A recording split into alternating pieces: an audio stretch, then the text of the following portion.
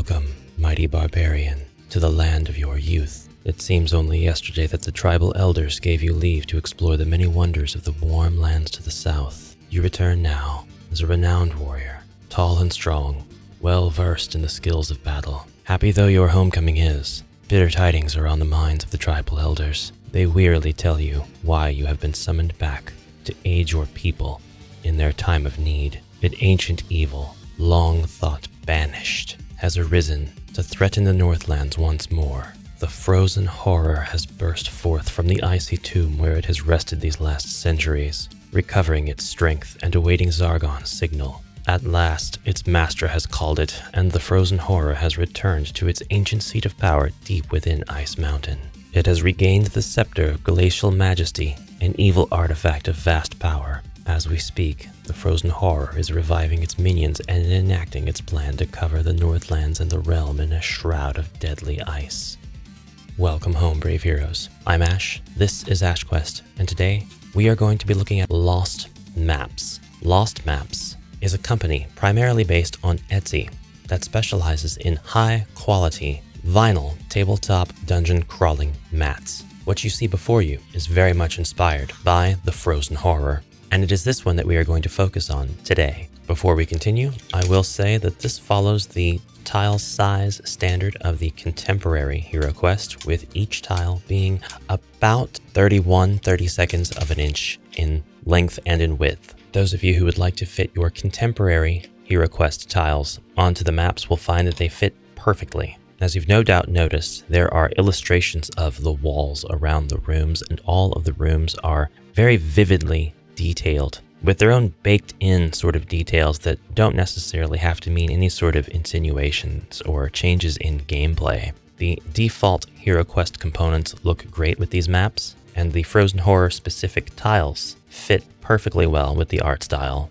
and with the size of the tiles. Upon further inspection, it does seem that there will be some slightly awkward fittings, but really I don't think that anyone at your table will mind. It's no more awkward than when you have to place a door on a tile. To take this to its logical extreme, I have placed as many of the Frozen Horror tiles down as I felt like, and I challenge you to find them all. Not necessarily a difficult challenge. If this video looks a little bit funny today, it's because I'm using a different lens on my smartphone. That's right, interchangeable smartphone lens. I've never been a fan of the idea that the official company, that Avalon Hill, should produce more of the same HeroQuest board, but with different flavors, with different themes. I've always loved the idea, but I've never thought that it should be them that has to do it.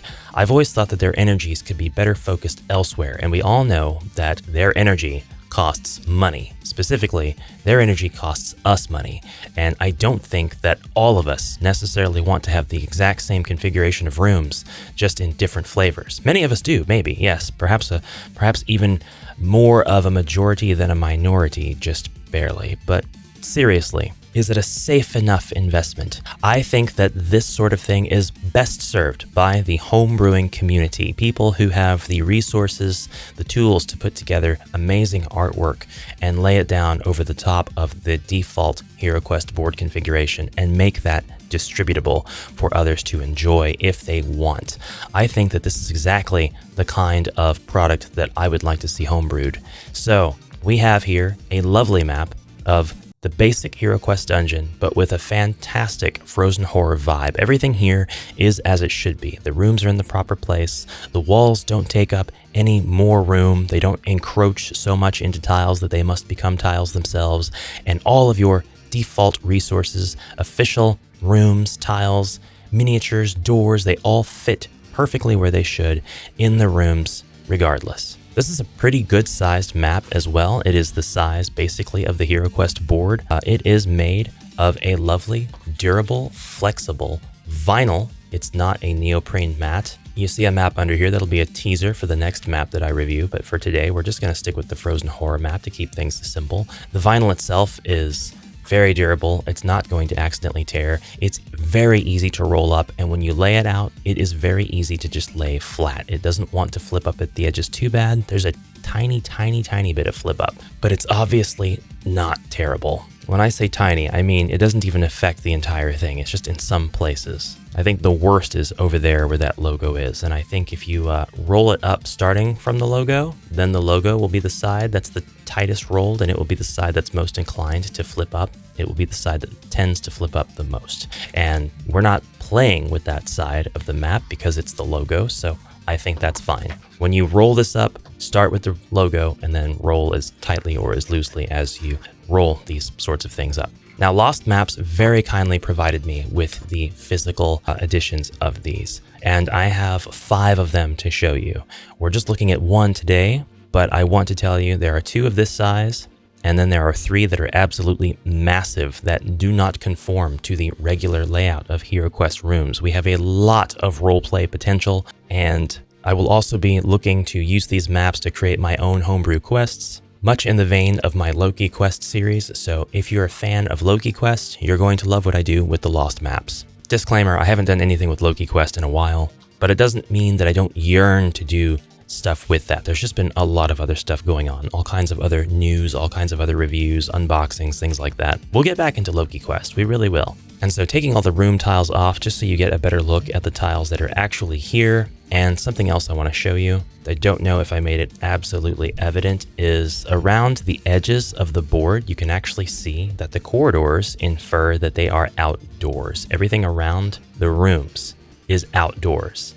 So your players, as well as yourself, can get this feeling of actually being not so confined unless, you know, you've absolutely covered the board in fallen rock traps and stone walls and the like. And I apologize for not transitioning the video and just showing you all the crap in between the frames. We're gonna remove the specialized lens, so we just have a bit of a clearer look from up above, just so I can show you. The artwork, I really do like it.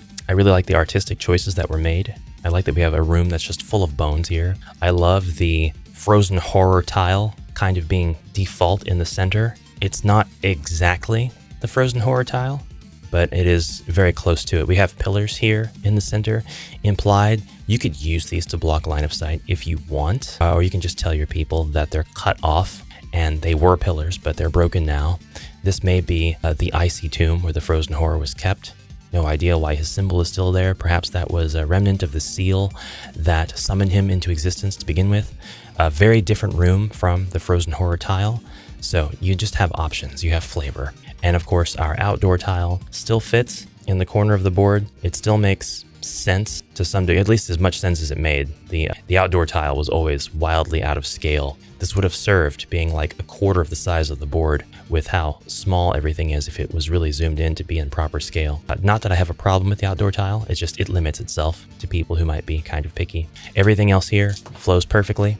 Layer vinyl map on top of whatever else you've got going on your table, and then you don't have to take stuff off the table. You can just roll the map up when you're done, or you can lay the map down, and this can be your default map for all of your quests. Just because they take place in this cold environment doesn't mean that you have to use the cold enemies. You can use your skeletons, abominations, you can use your zombies, mummies, dread warriors. You can go into Rise of the Dread Moon and use that stuff as well, because it's just cold here. It's cold. This happens to be taking place during winter. Stuff is frozen over, there's frost, there's cold winds. I may not be a huge fan of taking the elements of the frozen horror outside of the frozen horror, because I don't necessarily like seeing enemies like yetis and polar war bears and stuff in normal quests. And my very picky, very nerdy contention with that is pretty much confined to the frozen horror, since it makes itself such a cold biome.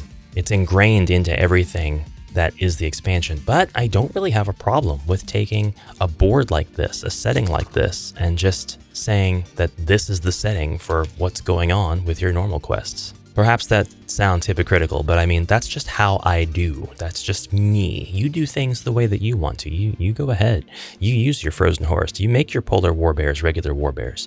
Make your yetis Sasquatches, or whatever you want to do with this guy. Make your ice gremlins normal gremlins. I don't care. I don't like it, and I'm not going to do it, but I can't tell you what to do. That would be dumb. I really want to thank Lost Maps for providing these maps. This is a huge privilege, and I'm very, very pleased to have them. I do most of my sponsored homebrew videos in this manner where I show the product off and then I typically give the product away unless it's something that I really, really like and want to be mine. And in this case, I believe I'm going to be keeping most of the lost maps that were sent to me. I also think that this is probably a better alternative than neoprene. I wasn't sure how I felt about vinyl, to be honest with you. I know that I like vinyl a little bit better than glossy cardstock. I've come to find that I like vinyl better. Neoprene, I'm not sure. For now, it's tied.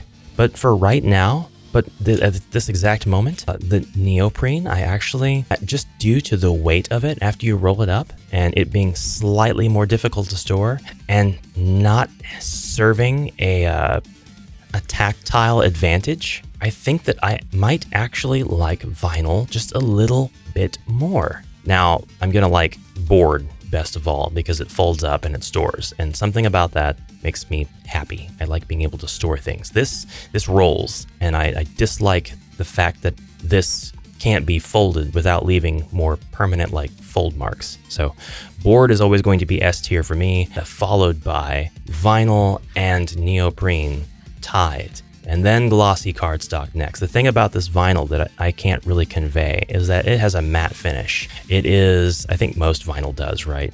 It's probably a given, but for those of you who don't have a product like this, this is a very matte, sort of grippy finish. Your stuff's not going to slide along this easily, and your light's not going to play off the surface in reflections. It's actually really easy to film, I'm seeing right now. So we'll back out using the 0.5x lens, get you a wide view of everything. And yeah, I've got all of my studio lights on this thing. You can see them shining off of the tiles, but not on my vinyl map. So I've got a link to the Etsy store down below. I'm really not sure what else I can do to convey how cool, no pun intended, this map is. And we will be looking at the other Lost maps very, very soon. So please, if you like this sort of thing, stay tuned. Check those videos out. They will be coming up.